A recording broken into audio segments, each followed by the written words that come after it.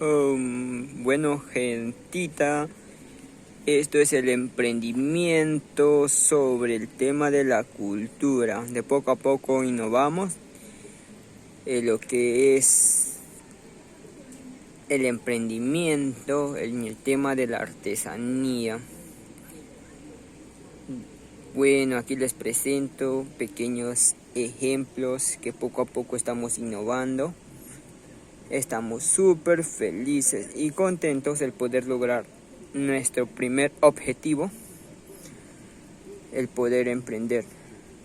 Bueno, gentita, también decirles de que esto lo logré después de unos 20 años sin tener nada, empezar de cero, problemas por aquí, por allá, pleitos, discusiones, como cada historia diferente que tenemos. Sin embargo, estamos logrando el éxito que jamás nos hemos esperado.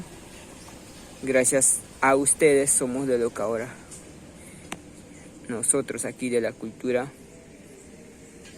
De hecho, lo más primordial e importante, lo que mostramos es la música, ¿no? La música de la cultura. Pueden dejar sus comentarios, pueden dejar su expectativa acerca de nuestro emprendimiento hacia la cultura asháninka en la ciudad de Satipo para el mundo, Satipo City.